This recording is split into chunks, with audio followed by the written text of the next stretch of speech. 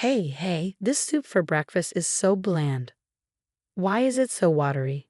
It's terrible. I'm trying to make it healthier. The doctor said I need to watch the salt.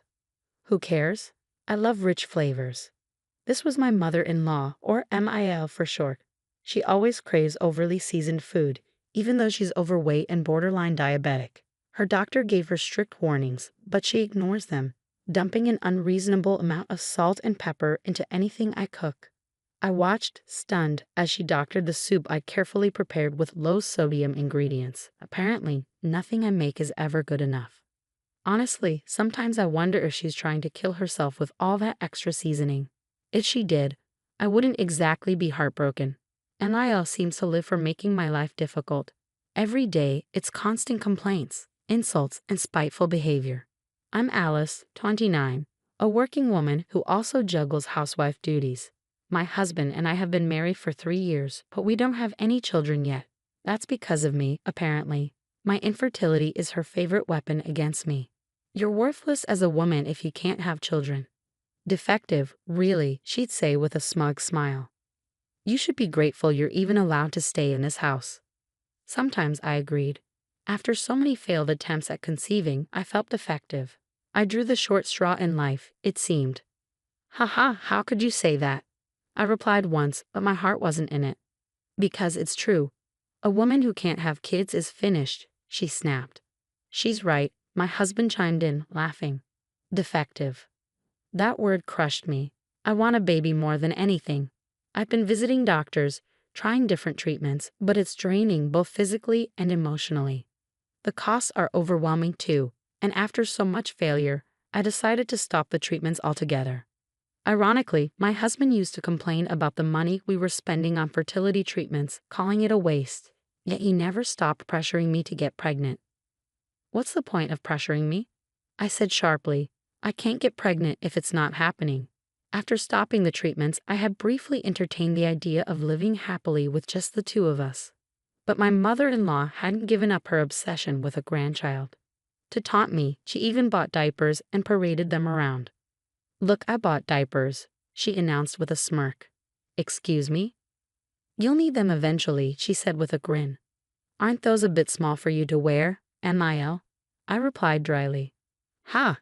These are for a baby, can't you see that? Well, I wouldn't know. I'm just the defective woman who can't have children, remember? Her laughter cut through the tension, but her expression shifted quickly. That's enough, she snapped, storming off to her room, visibly angry. I sighed in relief. Exhausted from work, I had no patience for her snide remarks anymore. She seemed to have nothing better to do than make my life miserable. We had moved in with my in-laws after my father-in-law passed away last year. My mother-in-law was devastated by his death, and around the same time, she had been diagnosed with borderline diabetes. My husband insisted we move in to support her, though honestly she seemed fine as long as she took her meds and followed a healthy diet. The problem was, she did neither. She ignored her medication and ate whatever she wanted, making her condition likely to get worse. Still, I had no intention of being her caregiver. In my 20s, working a demanding job and taking care of my in-laws was not the life I envisioned.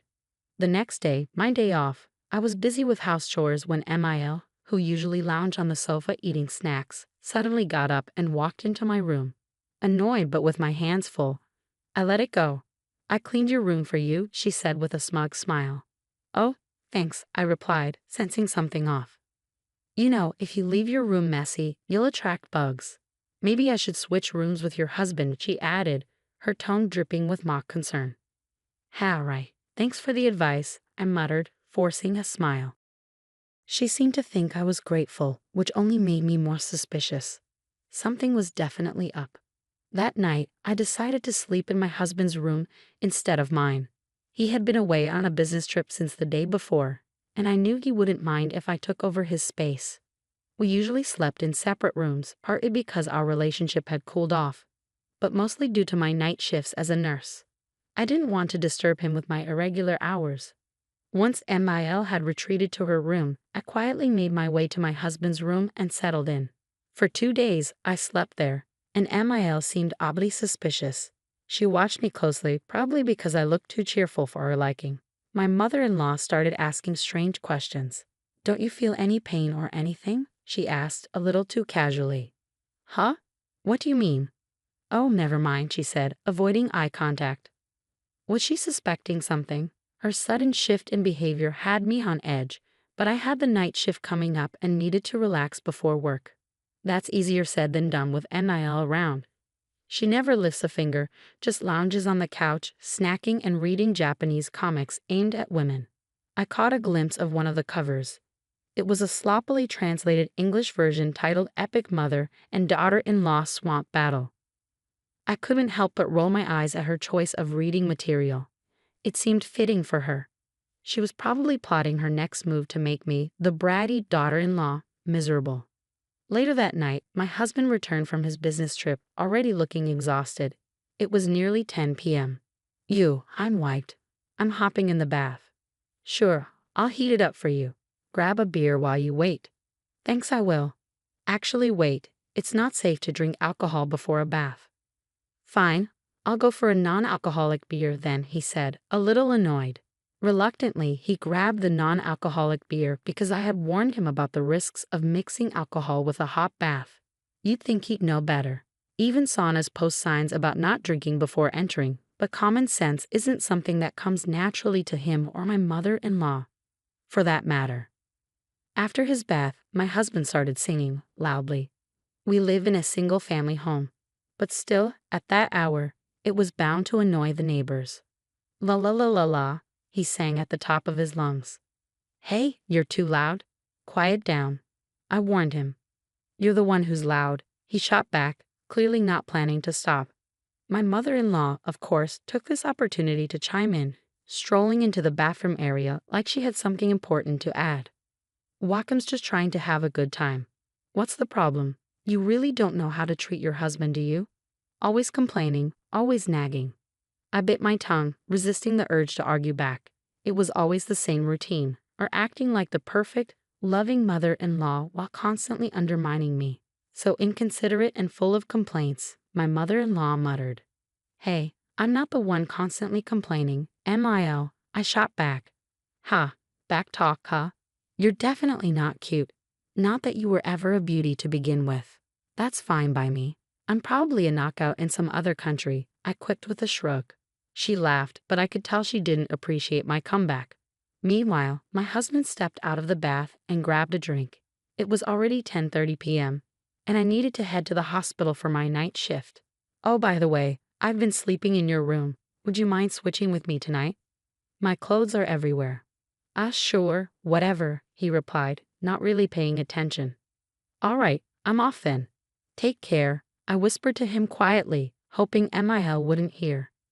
Just as I was about to grab my bag and leave, I heard my husband let out a loud groan. What? What happened? I turned around to see him curled up on the floor, clutching his leg in pain. He looked like he was in agony. Mil's face went pale, and she started panicking. What's going on? Speak. But no matter what I asked, he couldn't respond. I was about to rush over when I noticed something odd. The floor was unusually slippery. Even with socks on, I could barely keep my balance. What the heck is this? I muttered, trying not to slip myself. Watkin? Mil, what on earth did you do? I didn't do anything. It's not my fault, she stammered, her voice shaky. Blaming her wasn't going to solve anything, so I immediately called for an ambulance. My husband was rushed to the hospital. Work was the last thing on my mind at that moment. He kept clutching his leg even after we arrived at the hospital.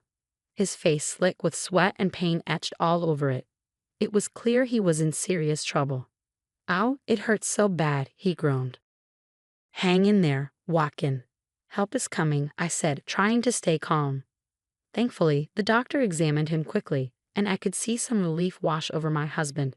As we suspected, his leg was indeed broken, a fifth metatarsal fracture, caused by twisting his ankle when he slipped on the slick floor.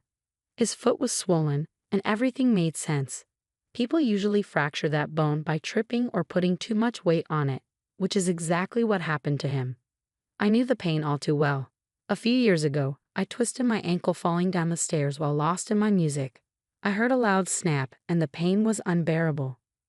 It turned out to be a fifth metatarsal fracture as well.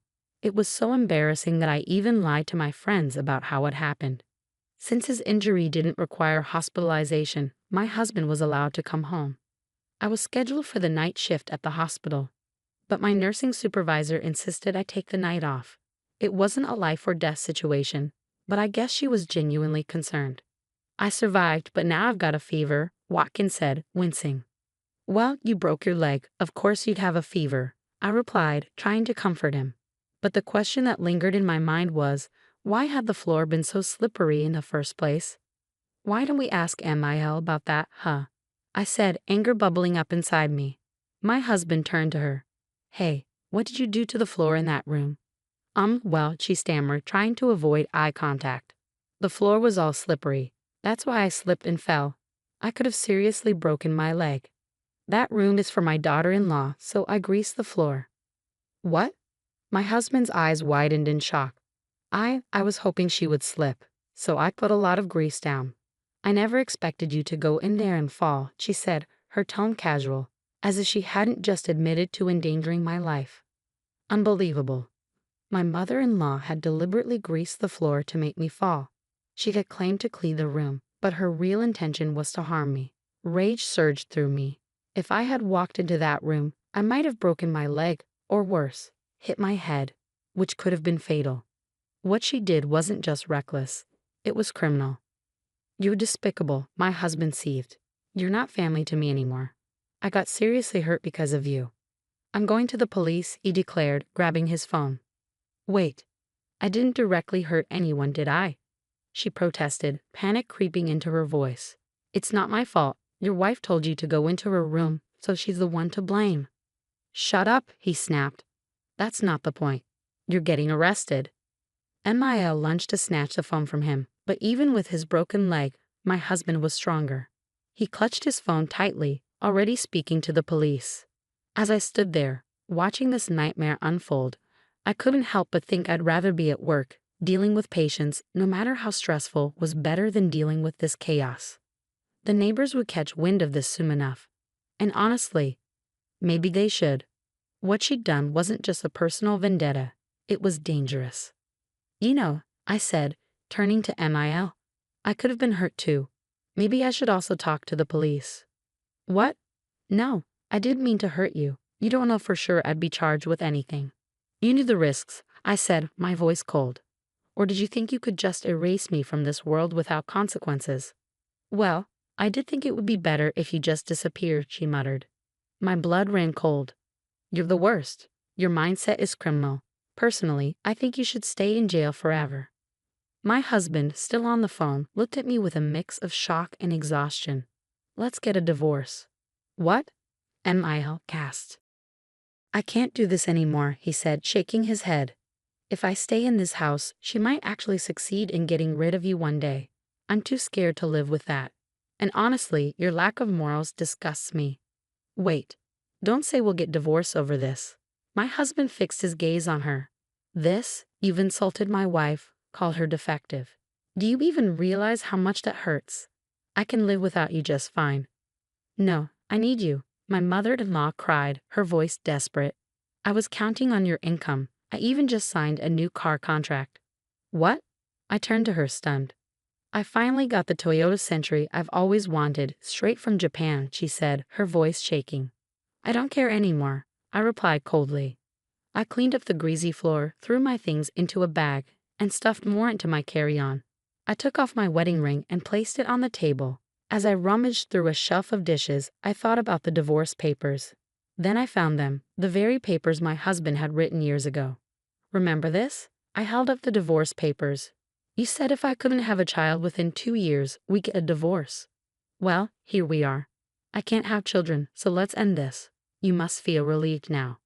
Wait, what about the loan for my Century? He stammered. Who cares? I said, walking out the door. I headed straight to the hospital. When I arrived, the charge nurse didn't ask questions. She could tell something was up.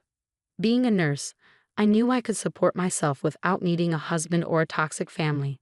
I wondered why I had endured so much, being treated like a servant and putting up with their cruelty.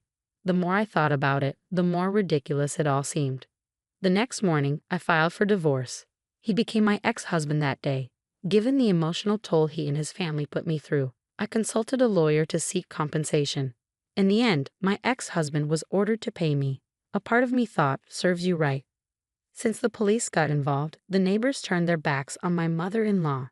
She couldn't keep quiet and told everyone how her son broke his leg. And now they all think she's a terrible parent. My ex-husband doesn't want anything to do with her anymore and even kicked her out. She's been living on a small survivor's benefit, complaining that it's impossible to make ends meet. Her once lavish lifestyle has turned into a struggle just to get by. As for my ex-husband, I don't care what happens to him. He made a foolish decision, buying a car without thinking it through. I'm sure he can't afford it now, especially since he always assumed I'd be there to help with the bills. His lack of foresight annoyed me, but it's no longer my problem. Later, I started dating a doctor at the hospital. 2 years after that, we got married, and to my amazement, we were blessed with a child. It felt like a miracle, especially after everything I've been through. From now on, I'm dedicated to my new family, focused on building a future full of love and happiness.